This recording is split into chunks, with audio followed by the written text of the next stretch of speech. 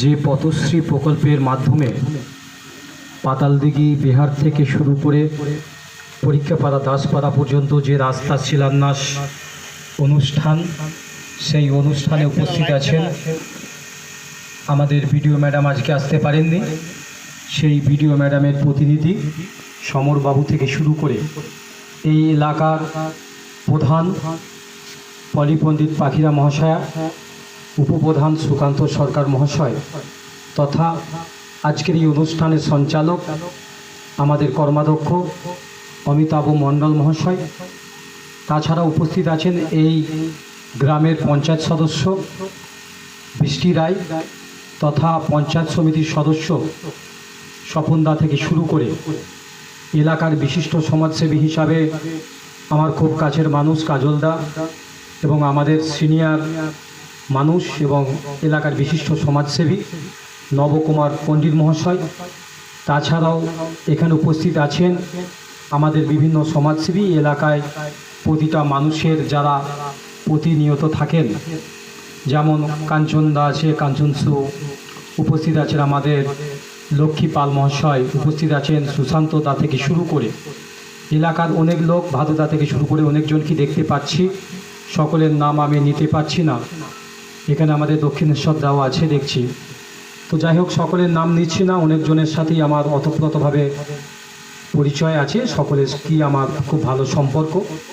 তো যাই হোক, আপনারা জানেন 1 অক্টোবর আমাদের মুখ্যমন্ত্রী, বাংলার মুখ্যমন্ত্রী, মানবিক মুখ্যমন্ত্রী মমতা বন্দ্যোপাধ্যায় আমাদিকে নতুন এক প্রকল্প দান করেছেন।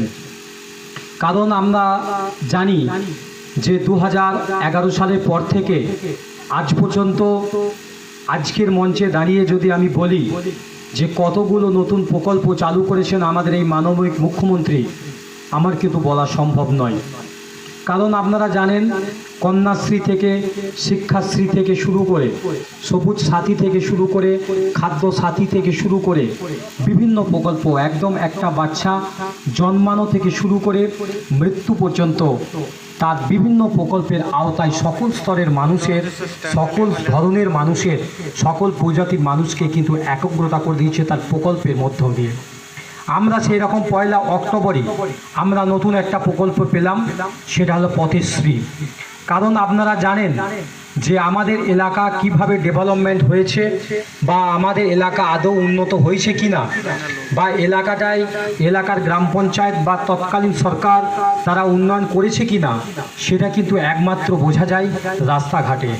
কারণ আপনারা যদি একটু পেছনে চলে যান 2009-10, 2007-8, আপনারা কিন্তু লক্ষ্য করলে আপনাদের নিশ্চয়ই মনে পড়বে যে আমরা যখন এই গ্রামে আসতাম তখন প্রত্যেকটা রাস্তা ছিল খারাপ, ম্যাক্সিমাম রাস্তা ছিল মাটির রাস্তা, আর কিছু মরাম রাস্তা ছিল, সেগুলো এমন ধরনের মরাম থাকতো সেখানে কিন্তু গাড়ি ঘোড়া যেত না, প্রত্যেকটা গ্রাম ঢোকার কোনো রাস্তা ছিল না। কিন্তু আজকে আপনি ভাবুন যে আমাদের এই মুখ্যমন্ত্রী মমতা বন্দ্যোপাধ্যায় যবে থেকে পশ্চিমবাংলার মুখ্যমন্ত্রী হয়েছেন তখন থেকে শুরু হয়েছে বাংলার বিভিন্ন জায়গায় উন্নয়নের তার যে বন্যা, সেই বন্যা কিন্তু শুরু হয়ে গেছে। এমন একটা গ্রামের নাম আপনি এই মুহূর্তে বলতে পারবেন না যে যেখানে ঢালাই রাস্তা লোকাল গ্রাম পঞ্চায়েত করেনি।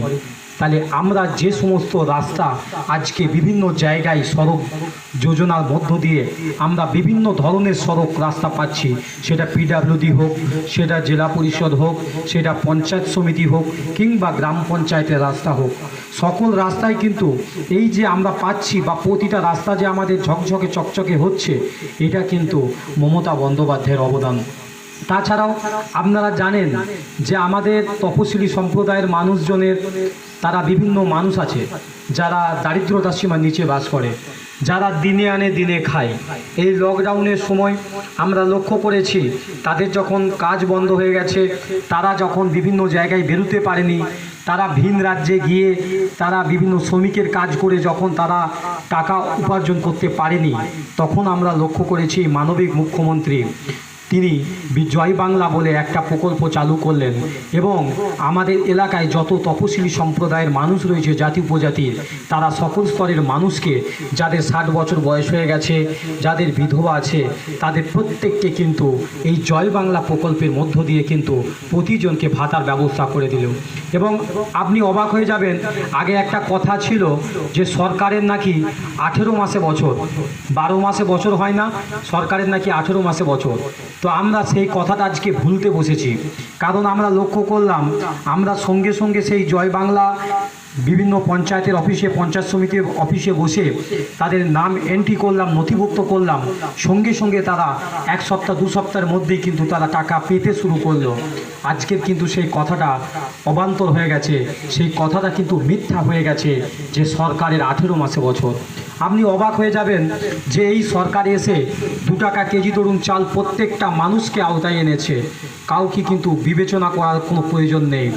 কে তৃণমূল করে, কে তৃণমূলের পার্টিতে ঘুরে তার জন্য তাদেরকে করবে, এরকম কিন্তু নয়। সরকার কিন্তু পার্টি থেকে বেরিয়ে এসে তারা সরকার কিন্তু নিজের জায়গায় দাঁড়িয়ে আছে।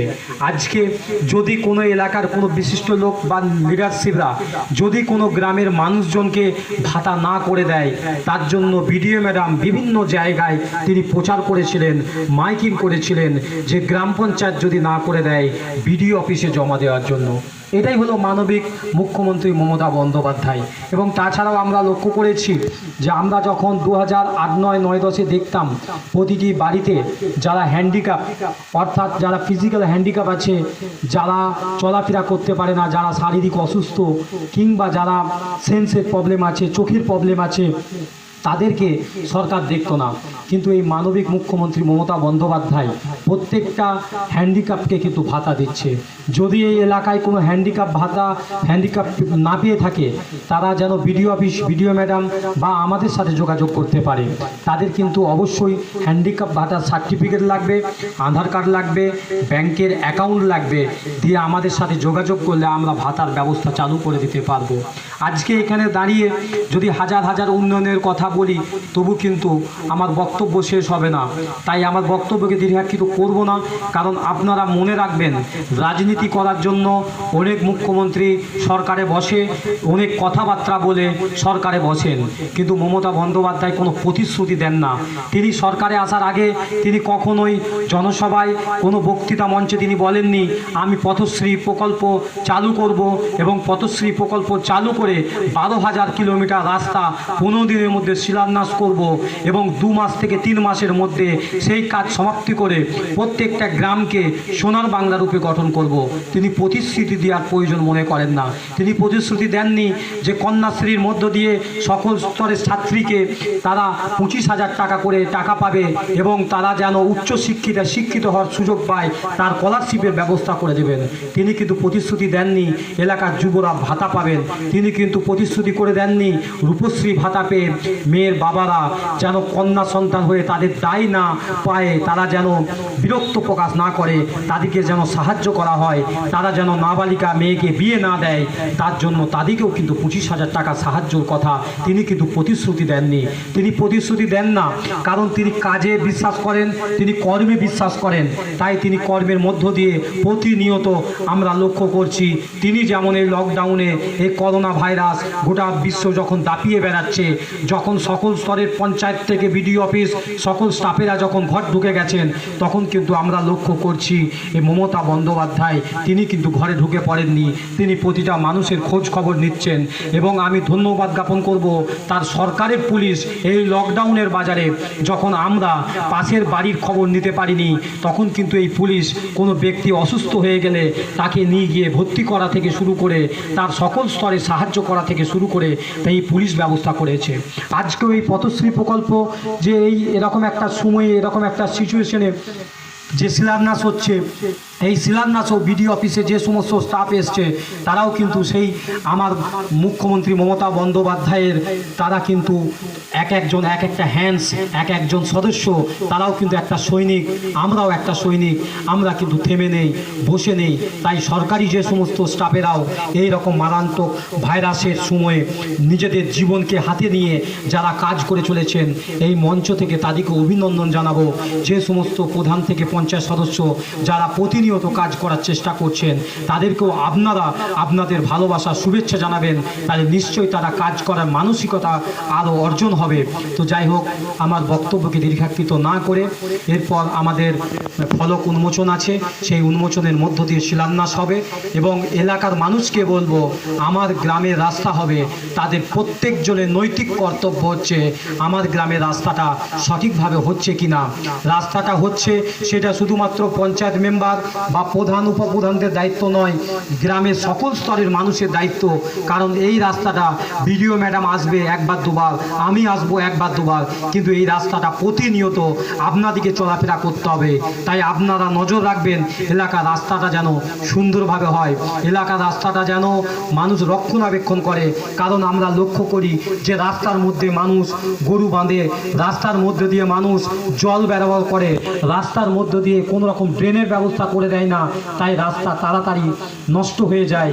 রাস্তা যেন তাড়াতাড়ি নষ্ট না হয় সেই ব্যবস্থাটাও আমি গ্রামের লোককে দেখার জন্য অনুরোধ করব। যাই হোক, প্রত্যেকজনকে আমাদের মাইকের আওয়াজ যত দূর যাচ্ছে গ্রামের মানুষজনকে, সকল স্তরের মানুষকে আমার তরফ থেকে অভিনন্দন ভালোবাসা জানাই। এবং আমাদের সামনে পুজো আসছে, সেই পুজোতে শারদীয়ার শুভেচ্ছা প্রীতি জানিয়ে আমি আমার ক্ষুদ্র বক্তব্য শেষ করছি। জয় হিন্দ।